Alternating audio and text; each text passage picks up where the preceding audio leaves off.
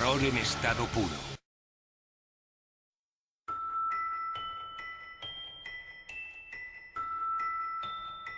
En muchas leyendas, se habla de que el propio cabello puede ser un poderoso elemento para forzar el destino con ciertos poderes sobrenaturales. A lo largo de la historia el pelo ha servido para muchos hechizos de amarre de amor o males de ojo, pero mi historia, tan real como la vida misma, va más allá, mucho más allá. Cuando yo era solo un chiquillo, en mi pueblo había una niña llamada Melissa. Era mi vecina que tenía una larga melena rubia, tenía una enfermedad mental y la gente del pueblo la llamaba cariñosamente Ricitos de Oro. Ella era 2 años más grande que yo y, en el recreo, un grupo de chavales la tiraban del pelo y la arrastraban por la arena. Su madre fue a reclamarles. Esa misma noche ocurrió algo fantasmagórico. En casa de Melissa, mi vecina, se rompieron varios cristales de su ventana y unos extraños seres entraron. A la mañana siguiente, mi vecina ya no era la niña dulce de siempre, se la sentía fría y pálida y su cabello parecía haber oscurecido. Durante las clases ocurrió que mechones de su cabello se cayeron al suelo provocando unas cuantas desgracias. La profesora de guardia de mi recreo murió aplastada por una estantería en la biblioteca. Los chavales que torturaban a la pobre Melissa se hicieron cortes de forma desconocida y a uno de ellos los atropelló un coche. Solo había una pista: trozos de cabello de Melissa esparcidos por su pupitre. ¿Una maldición con el cabello? ¿O quizá a esos seres le dieron ciertos poderes mágicos? Yo nunca lo sabré, he crecido y he madurado.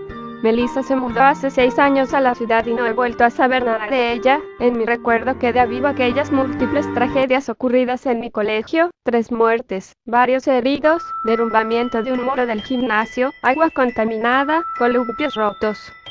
Juzguen ustedes mismos.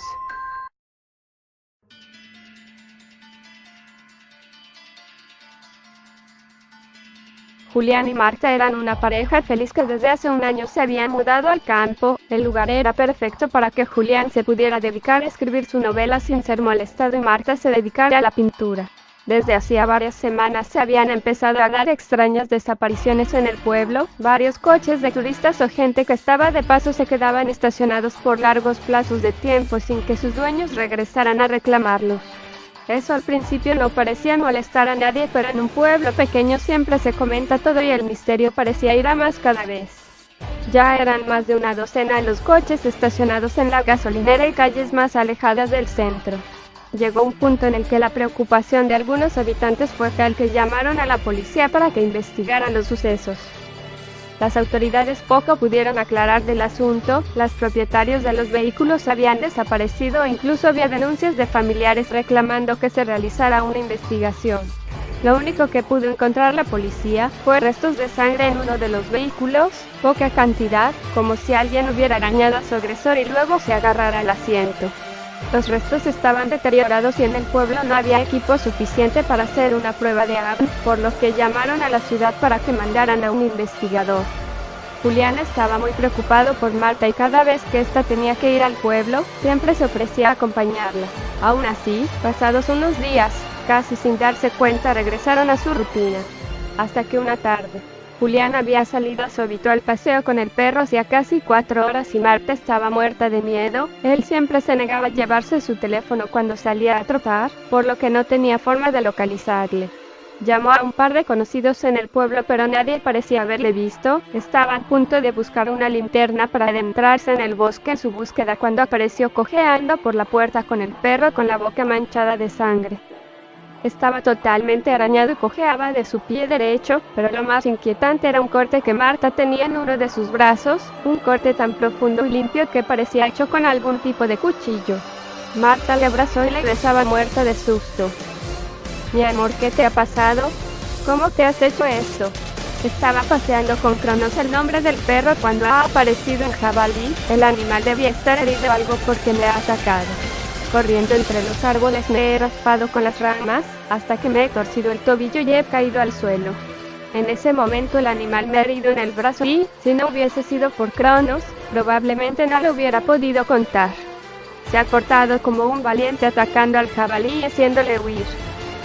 Marta estaba realmente asustada, casi pierde a su marido y no se había dado cuenta. El pobre debía haber pasado un calvario para poder llegar hasta su casa con esa torcedura en el tobillo. Llamó al médico del pueblo y limpió las heridas de Julián.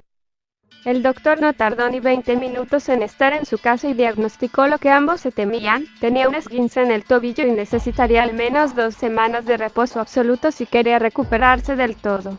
Pero lo que más le llamó la atención al médico fue el corte del brazo. Nunca había visto un corte tan limpio, era casi perfecto. Cosió la herida y les prometió volver en un par de días para ver la evolución de los puntos y evitar que se infectara. Les dejó unas gasas limpias y un antibiótico, así como las indicaciones de cómo cuidar los cortes y el tobillo.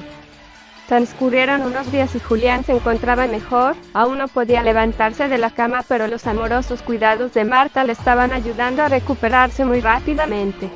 El que parecía otro era Cronos, el perro. No quería comer nada y cada vez estaba más agresivo. La verdad es que Marta nunca se encargaba del perro, era Julián quien siempre le daba de comer y le sacaba a pasear. Cronos era un imponente ejemplar de Doberman, una raza de perro que requiere mucho ejercicio, y Marta lo sabía. Así que, aprovechando que Julián se durmió una siesta, decidió salir a pasear con el animal, un paseo no muy largo ya que le daba miedo adentrarse en el bosque sabiendo que el jabalí podía seguir por allí. Le puso la correa y casi sin darse cuenta el animal comenzó a hallar el camino. Marta podía a duras penas seguir el ritmo del perro que tiraba con fuerza de la cuerda que le sujetaba. La estaba adentrando en el bosque más de lo que ella quería, pero era incapaz de sujetar al animal y esperaba que éste se cansase de remolcarla. Hasta que finalmente el animal se soltó y salió corriendo. Marta corría detrás de él, pero Cronos era mucho más rápido. Por suerte para ella, unos 50 metros más adelante había una pequeña cabaña, casi escondida entre las rocas, en la que se adentró el perro. Probablemente era la cabaña de un cazador y el animal la había llevado allí guiado por el olor de algún animal muerto.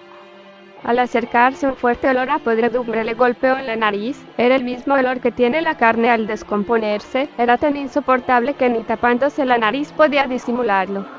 Empezó a gritar desde fuera de la cabaña para que saliera el perro, pero este no obedecía, por lo que al final tuvo que ser ella quien entrara. Todo estaba bastante oscuro, pero pronto se dio cuenta que Cronos estaba a pocos metros de la entrada comiendo algo en el suelo. Cuando se acercó pudo ver que lo que parecía un bulto era en realidad el cuerpo de una persona. Asustada, comenzó a andar hacia atrás hasta que sin darse cuenta se tropezó contra un armario. El golpe provocó que un par de frascos de cristal cayeran al suelo. Al estallar contra el pavimento, decenas de ojos humanos salieron rodando por el suelo y se levantó un fuerte olor a alcohol. Marta comenzó a vomitar. El espectáculo era repugnante y cuanto más se fijaba en el interior de la cabaña, más macabro resultaba todo. Habían restos humanos desperdigados por toda la cabaña. Sobre una mesa de madera había varios tipos de cuchillos y hachas con los que alguien parecía haber estado descuartizando a sus víctimas. En una de las esquinas había algo que enseguida le resultó familiar a Marta, una motosierra que ella misma había regalado a Julián y decorado con sus pinturas para simular un simpático pez sierra. Todo empezaba a cuadrar en su cabeza: los metódicos paseos de su marido cada tarde, la forma en la que el perro la había guiado directamente hasta el lugar, cómo el animal se había negado a comer durante días y cada vez estaba más agresivo, las desapariciones que habían comenzado poco tiempo después de su llegada al pueblo. Marta lo sabía, no necesitaba que nadie se lo confirmara. Su marido era un asesino y utilizaba esa cabaña para descuartizar y esconder los cadáveres de sus víctimas. Cada insignificante detalle que antes había pasado por alto, parecía llevarla siempre a la misma conclusión. Asustada, salió corriendo en dirección al pueblo. No era complicado para ella guiarse por la zona porque había un par de montañas que la servían de guía y la orientaban en la dirección correcta. 1 hora y media después regresó a la cabaña con una docena de hombres del pueblo, entre los que estaban un par de policías. Al llegar allí, más de uno de esos hombretones de campo empezaron a temblar como niñitas. Al iluminar el interior de la cabaña con sus linternas, el espectáculo que vieron les heló la sangre. Todo era mucho peor de lo que había descrito Marta. Había restos humanos de al menos 20 personas, algunos habían sido preservados en alcohol y otros colgaban de ganchos con el cuerpo parcialmente devorado por el perro. Un policía se acercó al cuerpo que había tendido en el suelo. Era el más reciente y parecía que le habían asesinado y habían tenido que salir huyendo. En una de sus manos sujetaba un revólver al que le faltaban un par de balas. Probablemente había disparado al asesino cuando éste le sorprendiera investigando en su cabaña. El hombre era el investigador enviado desde la ciudad y parecía que la causa de su muerte había sido que Cronos le había desgarrado la garganta. A los pocos minutos un dispositivo policial se presentó en la casa de Marta y Julián, pero Julián había desaparecido del lugar dejando todas sus pertenencias. Probablemente el perro, al regresar a casa con la boca ensangrentada, le advirtió que su guarida había sido descubierta, o tal vez es porque en un pueblo pequeño siempre se comenta todo.